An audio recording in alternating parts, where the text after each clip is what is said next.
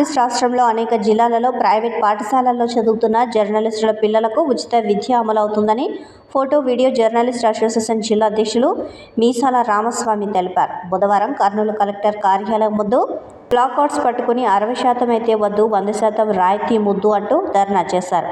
ఈ సందర్భంగా జిల్లా అధ్యక్షులు మీసాల రామస్వామి మాట్లాడుతూ, కొందరు వచ్చిరాని వేతనాలతో, మరికొందరు వేతనాలే లేకపోయినా ప్రజల సమస్యలను ఎప్పటికప్పుడు పరిష్కరించే దిశగా అటు ప్రభుత్వ అధికారులకు, ఇటు రాష్ట్ర ప్రభుత్వానికి తీసుకువెళ్లడంలో జర్నలిస్టులు ముఖ్య పాత్ర వహిస్తున్నారని అన్నారు.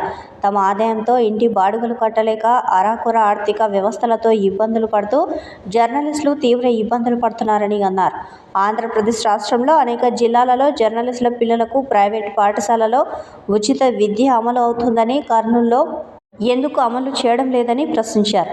ఈ కార్యక్రమంలో జర్నలిస్టులు చెన్నయ్య, సురేష్, రమేష్, రవి, వలి, జయబాబు, ప్రసాద్, నరసింహ, భూపాల్ తదితరులు పాల్గొన్నారు. 60%, 30% ఇలా శాతాలతో కూడిన విద్యను అందించడం సిగ్గుచేటు.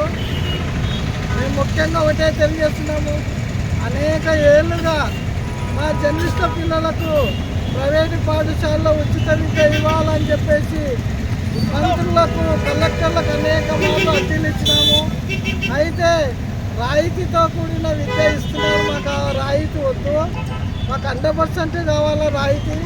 కానీ పక్కన అనంతపురం అయితేమి, తెనాలి అయితేమి, గుంటూరు జిల్లాలో అనేక చోట్ల జర్నలిస్టుల పిల్లలకు ఉచిత విద్య ఇస్తున్నారు. మరి కర్నూలు జిల్లాలో ఎందుకు ఇవ్వకున్నారని చెప్పేసి మేము ప్రశ్నిస్తున్నాము.